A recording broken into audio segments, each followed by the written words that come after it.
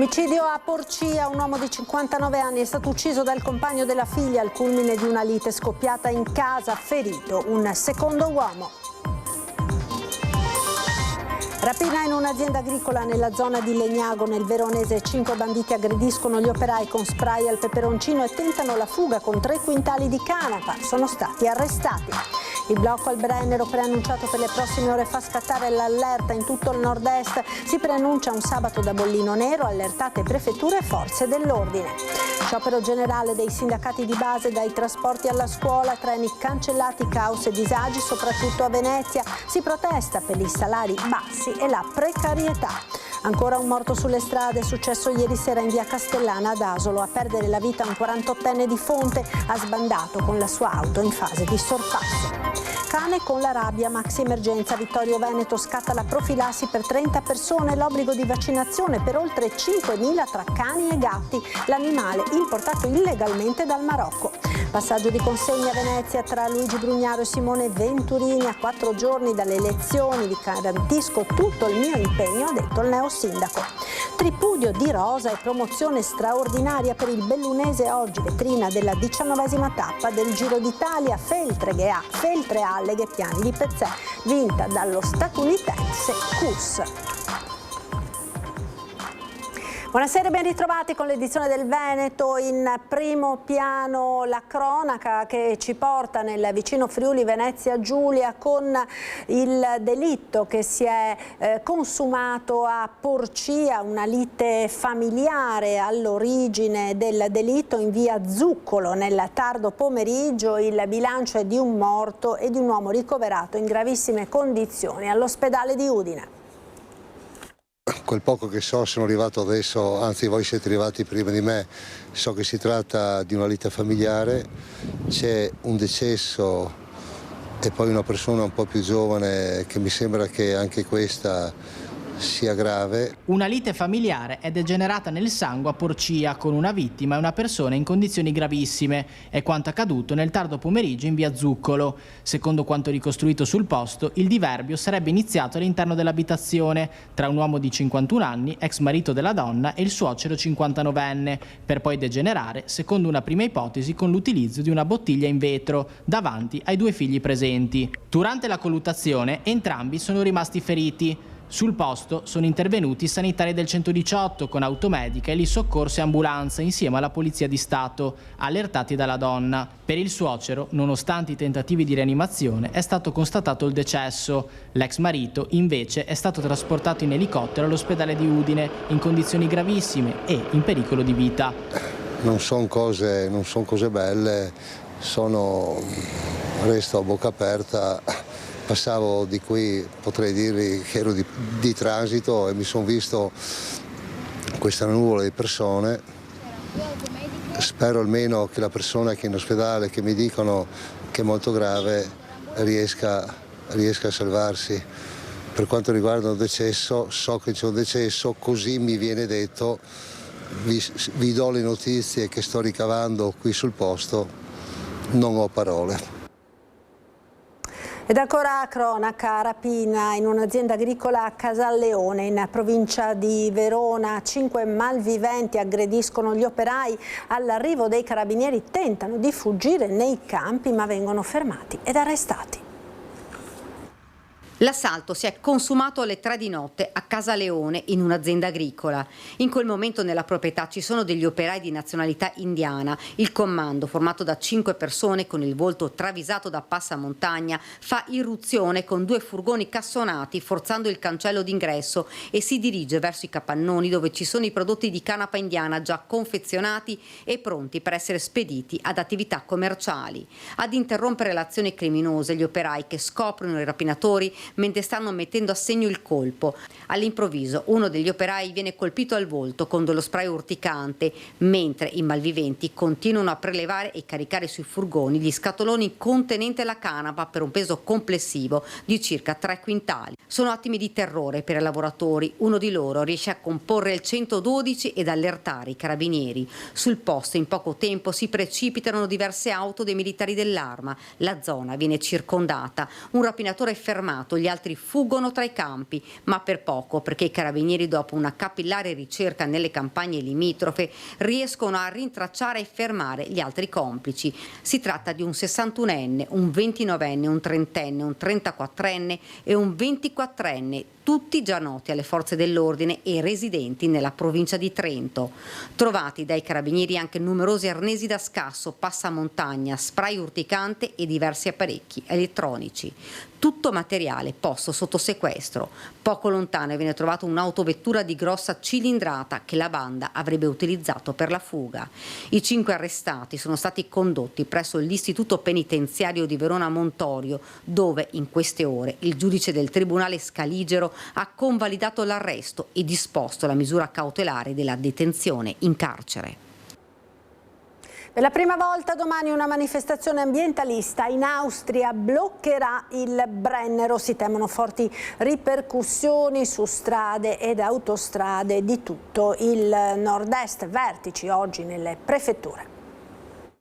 A mia memoria è la prima volta che abbiamo una manifestazione così importante, che ritengo probabilmente anche giusta, contro l'inquinamento, però è l'ennesimo disservizio nei nostri confronti, e non solo, questa volta coinvolgo anche il mondo del turismo nostro, perché bloccano sicuramente l'affluenza di tutto il mondo della Germania e dell'Austria verso le nostre spiagge.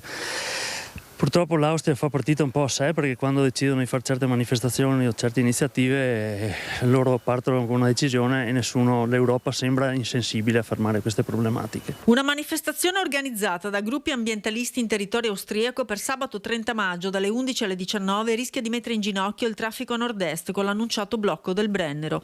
E se la protesta punta a richiamare l'attenzione sull'impatto del traffico lungo l'asse alpino, la stessa comporterà la chiusura dell'autostrada A13 e della statale 182 sul lato austriaco tra Schönberg e il valico, con le ripercussioni che interesseranno inevitabilmente anche l'Italia. Già allertate le prefetture venete con un vertice tenutosi in queste ore, ma si temono problemi di vario genere, come spiega il sindaco di Cessalto, paese di snodo della 4 del traffico verso le spiagge. Il nostro tratto potrà essere ulteriormente intasato d'auto per questa motivazione, dato che c'è già il periodo del Pentecoste, quindi i turisti nelle nostre spiagge. C'è la festa della Repubblica, quindi di conseguenza il weekend lungo, e quindi di conseguenza si avranno ulteriori auto nell'autostrada. L'attività comunque si è fatta un'attività preventiva di controllo, e quindi staremo ulteriormente sulle strade noi con la polizia locale per quanto possibile e tutti gli altri enti, in previsione anche del fatto, Dio non voglia, che ci sia un incidente. Una manifestazione che scopre il nervo debole delle infrastrutture, e poi ci sarà il fattore caldo. Vanno a incidere su delle persone che stanno lavorando e che non necessariamente devono essere bloccate su un'autostrada con queste temperature, non risolvendo nessun problema, perché l'inquinamento lo sappiamo tutti che è una cosa importante e dobbiamo cercare di modificarla. Però non è così che si risolvono i problemi, bisogna creare infrastrutture, la politica deve essere più veloce, e invece in realtà le cose delle infrastrutture sono vecchie e purtroppo la merce gira su gomma perché costa meno del treno e è più veloce nelle consegne. Sciopero oggi dei sindacati di base, disagi soprattutto a Venezia tra centro storico e terraferma. Contro le guerre, contro tutte le guerre, contro tutte le economie di guerra che stanno affamando le famiglie. Stanno buttando soldi sul riarmo, mentre le famiglie fanno fatica a arrivare alla fine del mese. Queste le motivazioni al centro dello sciopero generale dei trasporti proclamato dal sindacato di base, che ha coinvolto anche Venezia e la sua area metropolitana. Le organizzazioni sindacali si sono ritrovate in presidio a Mestre, in piazza Barche, per dire basta alla guerra e basta ai tagli. Non si può tagliare sul sociale per finanziare qualsiasi altra cosa come il bosco dello sport, che potrebbe essere, in altri momenti potrebbe essere anche una cosa ben vista e ben fatta, però oggi come oggi la priorità è le famiglie che non arrivano alla fine del mese. La mobilitazione della durata di 24 ore ha creato forti disagi alla circolazione di autobus, vaporetti e motoscafi, con interruzioni anche nei collegamenti acquei. Si tratta del secondo sciopero in pochi giorni. Il 18 maggio un'altra mobilitazione aveva già provocato pesanti difficoltà negli spostamenti in laguna. I sindacati criticano i salari eroi numerosi cantieri che uccidono, welfare smantellato e miliardi di soldi pubblici dirottati verso il riarmo e la complicità nel genocidio a Gaza. E se non fermiamo questa corsa alla guerra che oggi sta devastando la Palestina, sta devastando l'Ucraina, sta devastando il Sudan, sta devastando il Libano, l'Iran e così via, se non fermiamo questa corsa alla guerra, l'esportazione della guerra finirà con portarci la guerra anche in casa, e la guerra in casa è questa fondamentalmente: taglio delle necessità sociali, delle spese sociali e incremento delle spese per la guerra. Noi vogliamo fermare tutto questo. E torniamo alla cronaca con la notizia dell'ennesimo incidente stradale mortale verificatosi sulle strade della nostra regione, accaduto nella notte ad Asolo. Ancora sangue sulle strade, a perdere la vita giovedì sera Giampaolo Rossi, 48 anni, residente a Fonte. L'uomo stava percorrendo via Castellana, ci troviamo a Villa d'Asolo, in comune appunto di Asolo, quando durante una manovra di sorpasso avrebbe urtato la fiancata sinistra dell'auto che stava superando. Non si capisce ancora quali siano le motivazioni che abbiano portato l'auto a sbandare. Fatto sta che a seguito dell'urto il mezzo, l'Opel Astra che stava guidando, si è rovesciata più volte su se stessa ed è finita nel fossato. Per Giampaolo Rossi non c'è stato nulla da fare. Il decesso del 48enne è stato constatato dai sanitari del SUEM subito dopo che i volontari dei Vigili del Fuoco di Asolo hanno estratto dalle lamiere il corpo dell'uomo. È rimasto illeso il conducente del secondo veicolo, un 29enne di Castelcucco, risultato poi negativo all'alcol test. Giampaolo Rossi viveva una di Fonte con la compagna e lavorava come tecnico delle ispezioni dei pozzetti collocati nei distributori di benzina. La sua morte ha molto scosso la comunità. La comunità si stringe intorno alla sua famiglia e davvero siamo scossi per quello che è successo. Ecco, quindi le condoglianze va a tutta la sua famiglia, a parte di tutta la comunità. Ed è ancora Sommadossi che sottolinea l'importanza di un corretto comportamento sulle strade, dove il numero delle vite spezzate continua ad aumentare. Chi fa prevenzione per primo sulle strade sono gli utilizzatori delle strade. Ci sono limiti, ci sono sicuramente limiti di velocità, segnaletica. La velocità dopo è sempre una delle principali cause. Dopo anche le strade bisogna anche attenzionarle, manutentarle e bisogna far di tutto per lavorare affinché il cittadino le possa percorrere in sicurezza. Il PM ha disposto il sequestro dei 2 veicoli coinvolti nella drammatica vicenda. Cane con la rabbia, maxi emergenza Vittorio Veneto, scatta la profilassi per 30 persone e l'obbligo di vaccinazione per oltre 5.000 tra cani e gatti. L'animale era stato importato illegalmente. 30 persone sottoposte a profilassi, 4.400 cani e 1.000 gatti che dovranno essere vaccinati. Sono pesanti le conseguenze sanitarie del caso di cane malato di rabbia scoperto lo scorso 27 marzo a San Giacomo di Veglia, frazione di Vittorio Veneto. Il cane, un meticcio dal pelo fulvo, era un cucciolo quando ai primi di dicembre è stato portato clandestinamente in Italia da un parente della proprietaria, rientrato da un viaggio turistico in Marocco, paese dove la rabbia è endemica. La malattia ha un'incubazione molto lunga e solo pochi giorni fa la bestiola ha manifestato i sintomi. Alla clinica veterinaria dove la padrona ha portato il cane hanno subito intuito la gravità della situazione.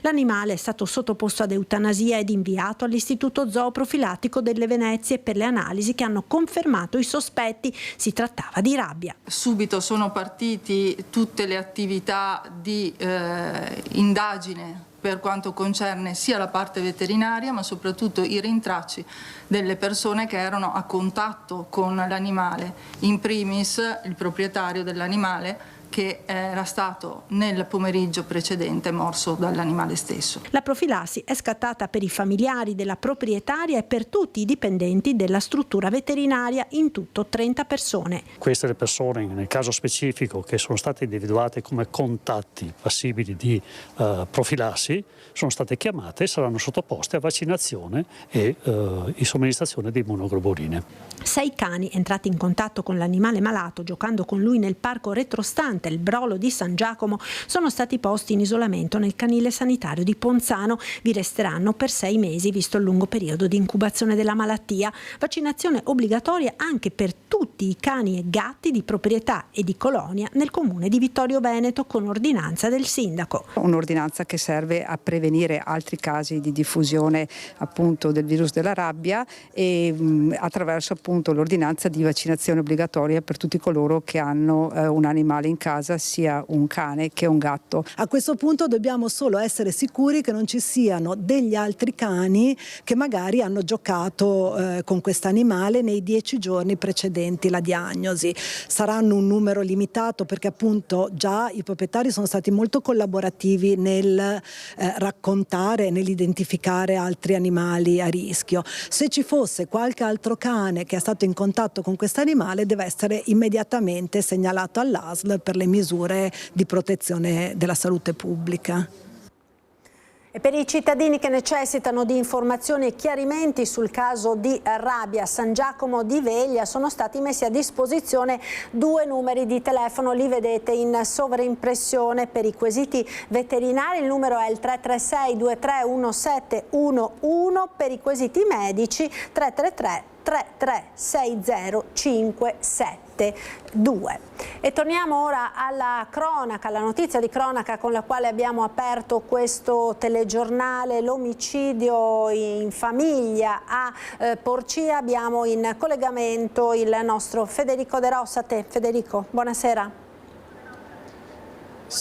Sì, buonasera. Una notizia che ha sconvolto davvero tutto il territorio pordenonese e il comune di Porcia. Ci troviamo proprio in via del Zuccolo, dove intorno alle 16 è scoppiata e degenerata questa lite familiare, sfociata poi nel sangue. Come vedete dalle immagini, in questi istanti continuano i rilievi da parte della polizia scientifica e della polizia di Stato, ancora presente sul posto per fare chiarezza. Da una prima ricostruzione, da quanto appreso sul posto, all'interno della villetta che vedete in questi istanti si trovava proprio una coppia divorziata.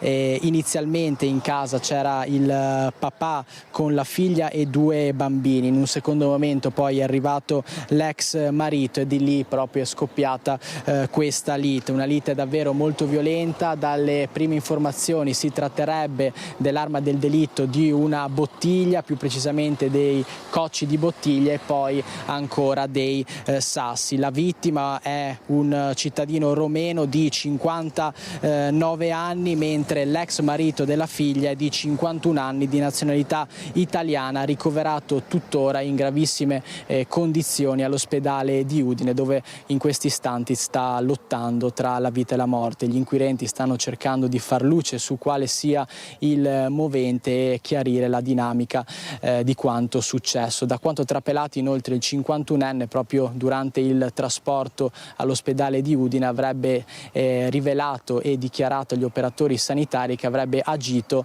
per legittima difesa. Da Porcia per il momento è tutto. A te in studio. Grazie a Federico De Ros. Noi continuiamo con la politica, passaggio di consegne ufficiale a Venezia tra Luigi Brugnaro e Simone Venturini. Da adesso, tra un minuto, il Tribunale ha appena firmato, Simone è sindaco di Venezia, per cui con grande onore, grande piacere gli affido questa fascia.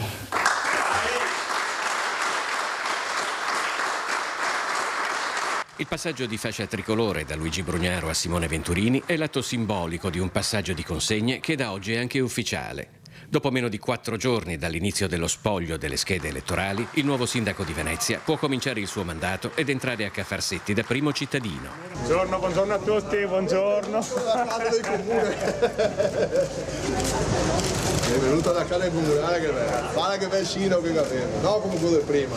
Vorrò essere il sindaco di tutti, di chi mi ha votato e di chi non mi ha votato, appunto perché l'idea del servizio prevede questo, e soprattutto vi garantisco l'impegno a tener fede alle aspettative che ho ricevuto con questo voto. C'è anche una seconda fascia da consegnare a Venturini, quella della città metropolitana. Il sindaco del capoluogo è automaticamente a capo anche della vecchia provincia. Da sindaco metropolitano sarò più che altro un aiutante, un coordinatore, un sostenitore dei sindaci nei loro comuni, quindi la mia idea è essere un loro alleato, un loro, dove possibile, appunto, supporto. Venturini preferisce ancora non sbilanciarsi, ma inevitabilmente le domande più frequenti sono sulla composizione della nuova giunta, sui criteri di scelta degli assessori. Sicuramente competenza, ma anche capacità di essere rappresentativi, quindi il voto ricevuto sarà sicuramente anche un criterio, così come quello della competenza, e poi vedremo le migliori persone per le migliori deleghe. Però ecco, oggi è prematuro parlare di giunta fino a che intanto non facciamo il passaggio poi formale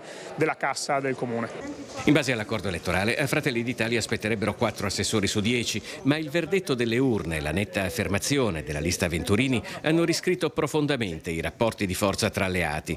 Il neosindaco comunque smorza i toni. Si vince tutti insieme, ha vinto una coalizione, io non avrei vinto senza la coalizione.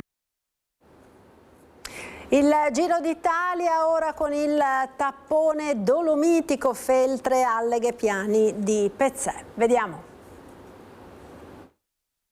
Feltre si è vestita di rosa ma senza cadute di stile per la fascinosa città del Castaldi, dove pur nel frastuono dei motori degli ammiragli, dei team motorizzati e della musica, l'eleganza dei fasti della Serenissima e successivamente del Rinascimento, che le ha conferito l'aspetto di un museo a cielo aperto, l'ha fatta da padrona.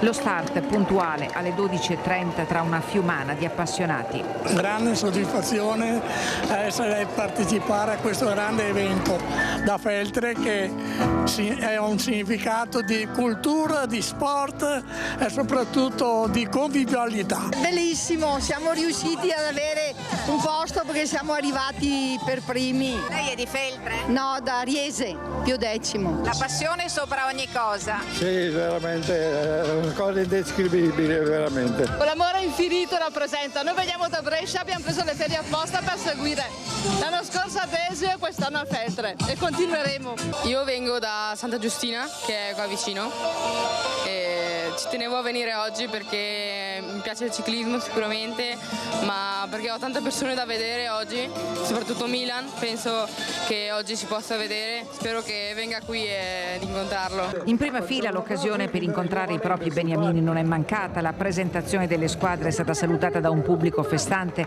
grandissima occasione di sport ai massimi livelli e di promozione del territorio. Questa opportunità per Feltre è importante, nel senso che Feltre può essere visibile a tutto il paese, a tutto il mondo, con le sue caratteristiche, ma soprattutto con i suoi cittadini, che sono cittadini accoglienti, operosi, umili, che hanno collaborato in un grosso lavoro di squadra. La squadra ha coinvolto tutte le vallate interessate dal passaggio del Giro, Feltrino, Val di Zoldo, Agordino e Alto Agordino. Devo ringraziare prima di tutto Roberto Padrin, che allora era presidente della provincia di Belluno, ma che è un po' il padre assieme a me di questi eventi.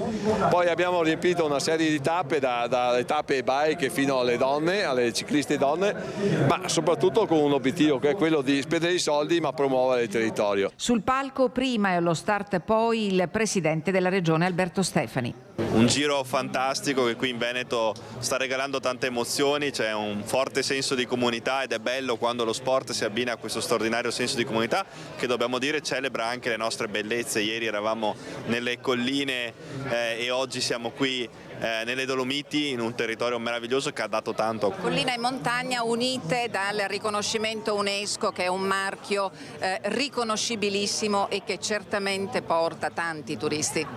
Sì, e soprattutto un marchio che va promosso anche dalla nostra regione, proprio per questo investiamo in questi territori e continueremo ad investire. Il ciclismo chiama, Feltre risponde ed è sempre una gioia. Fra 10 giorni su questa strada ci sarà la 24 ore Connection e a distanza di una settimana Sportful Dolomiti Race. Quindi dico che la vocazione ciclistica di Feltre ancora una volta ha rimarcato questo importante ruolo.